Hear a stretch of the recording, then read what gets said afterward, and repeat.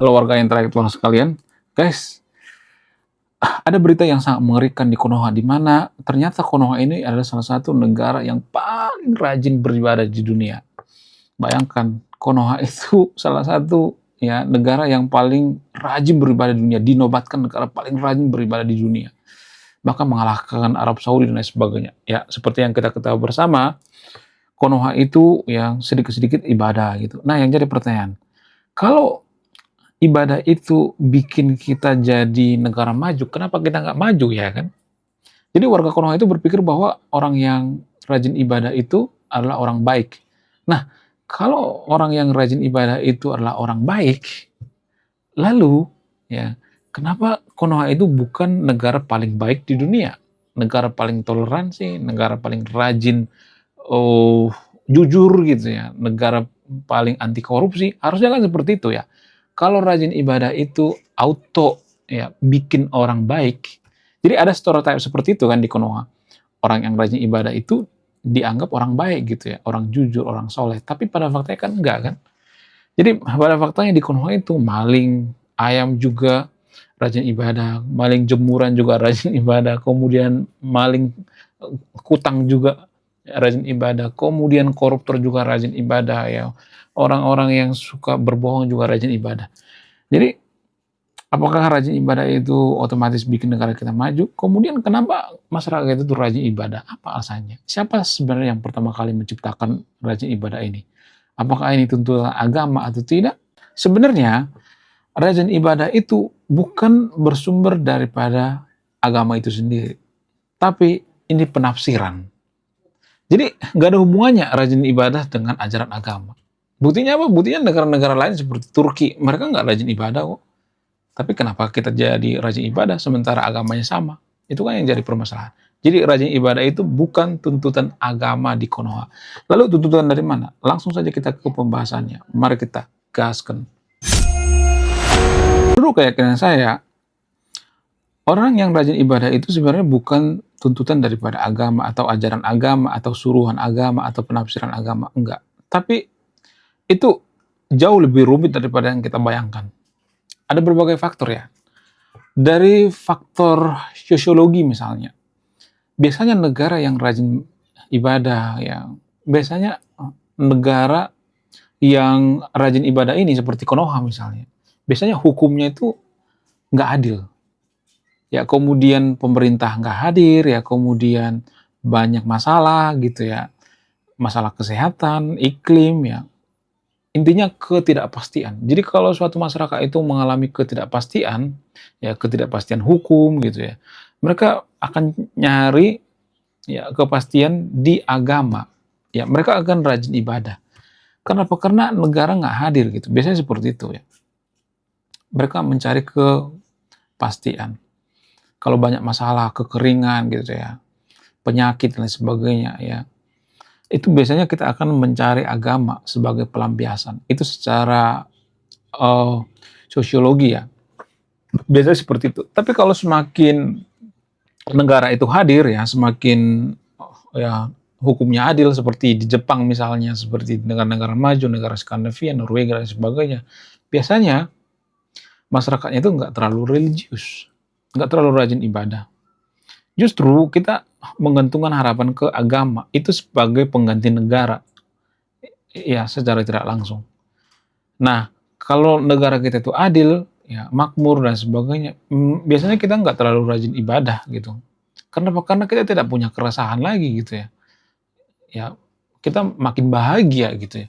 Jadi ternyata suatu negara itu semakin bahagia semakin tidak rajin ibadah. Buktinya apa? Buktinya Finlandia. Finlandia itu nggak peduli dengan agama, tapi mereka rajin. Nggak pernah ibadah gitu ya.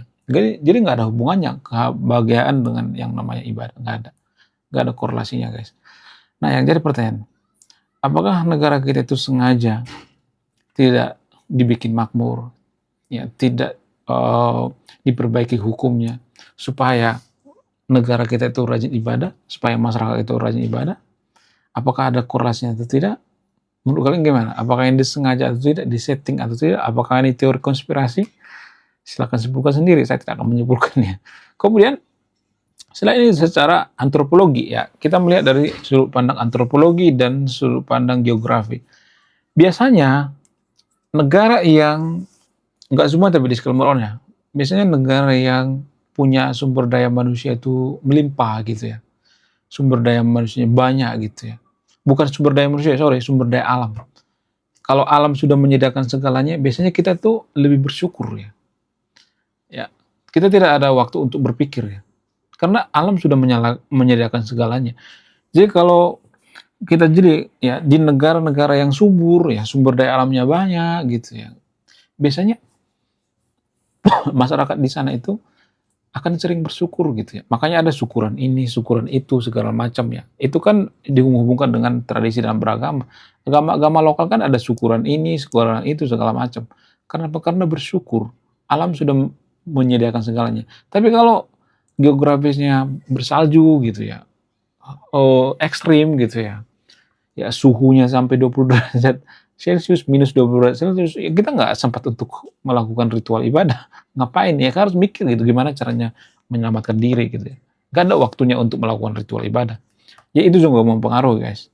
Ya kenapa kita rajin beribadah. Ya, itu secara antropologi dan secara geografis ya. Itu mempengaruhi juga, lingkungan mempengaruhi ya. Kemudian itu dipengaruhi oleh culture atau budaya, turun-temurun ya. Jadi ada budaya yang mengatakan bahwa orang yang rajin ibadah itu adalah orang baik. Tapi permasalahannya, benarkah orang yang rajin ibadah itu orang baik, orang soleh gitu, orang yang jujur gitu? Enggak. Itu bukan auto langsung bikin kita baik gitu, enggak. Itu bukan jaminan. Ya kalau rajin ibadah itu jaminan, berarti Konoha itu sudah salah satu negara paling baik di dunia, yang paling jujur gitu ya, yang paling wow gitu ya, yang pokoknya yang paling bagus lah gitu ya. Ya padahal pada faktanya kalau kita perhatikan di Konoha itu maling rajin ibadah guys. Ya mereka nggak bolong-bolong ibadahnya. Mereka rajin ibadah, nggak pernah tuh yang namanya mereka meninggalkan ibadah mereka. Tapi apakah auto baik? Nggak juga ya. Ya, jadi justru kalau saya perhatikan yang mengerti agama itu yang ya paling banyak melanggar aturan agama, yang paling mengerti agama. Sementara negara-negara yang paling jujur di dunia ini ya, seperti Jepang misalnya, mereka apakah rajin melakukan ritual ibadah? Enggak. Jadi nggak ada korelasinya. Nggak ada korelasi antara rajin ibadah dengan berbuat baik. Nggak ada. Itu nggak ada korelasinya guys. Jadi biar kita pahami gitu ya, saya tidak nyuruh yang video untuk tidak beribadah gitu ya, atau tidak bertuhan, enggak. Itu bukan tujuan saya ya. Lebih baik ya, kita itu fokus pada kebaikan, kejujuran, kebajikan daripada hanya melakukan ritual-ritual. Menurut keyakinan saya, ritual-ritual itu hanya luar-luar daripada agama. Jadi dalam agama itu kan ada dua macam ya, ada esensi dan ada luar-luarnya gitu ya, kulit-kulitnya gitu. Kulit-kulitnya itu ritual-ritual, isi dalamnya itu kejujuran, kebaikan gitu. Artinya gini, kita dalam beragama itu lebih memilih hal yang paling gampang, yaitu kulit-kulitnya. Ya, isi dalamnya kejujuran itu kita nggak melakukan itu karena itu paling susah. Jadi kita itu sebenarnya bukan orang yang beragama. Kita itu sebenarnya orang yang munafik. Menurut kalian gimana? Coba tulis di komentar ya, sedangkan berpikir Anda yang menyimpulkan.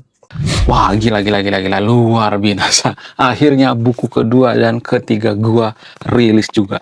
Buku kedua gua ini judulnya Budi Tanpa Pekerti. Dari judulnya sudah menarik.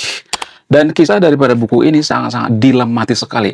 Di mana karakter dalam buku ini bercerita, ada dua pilihan yang sangat sulit. Yang pertama, ketika seorang tokoh dalam buku ini tidak bawa-bawa agama saat kampanye, maka dia bisa dipastikan kalah. Tapi ketika bawa-bawa agama dalam kampanye, ketika dia bawa-bawa kalimat insya Allah, maka dia bisa dipastikan menang. Nah, yang jadi pertanyaan, kalau Anda di posisi karakter dalam buku ini, mana yang Anda pilih? Ini temanya sangat cocok dengan tema channel ini, bahas tentang agama. Kemudian tidak hanya ini juga menarik guys ya, Tanah Luka. Dari judulnya juga udah kelihatan ya, ini cerita penuh dengan luka. Dimana kisah dalam buku ini ada seorang kiai yang sangat-sangat dilematis. Dia bingung memilih antara menyelamatkan hutan atau menyelamatkan 1000 anak yatim. Jadi kalau Anda di posisi buku ini, mana yang Anda pilih? Nah, yang menarik dari kedua buku ini adalah menggunakan sudut pandang sastra Nobel. Kapan lagi ya kan baca buku yang setara dengan buku Nobel. Wow, luar biasa. Silahkan di check out sekarang juga. Kalau nggak di check out juga nggak apa-apa. Karena saya nulis buku itu bukan nyari duit sebenarnya. Ya, karena saya pengen berkontribusi terhadap kemajuan bangsa kita. Itu tujuan saya nulis buku ya. Jangan lupa, link pembeliannya ada di pin komentar video ini. Jadi endingnya apa ya? Saya penasaran ini. Saya jadi penasaran ini isinya apa. Beli juga beli. Link pembeliannya ada di pin komentar video ini. Oke guys, sekian video ini. Terima kasih sudah memahami. Saya warga intelektual, salam profesional.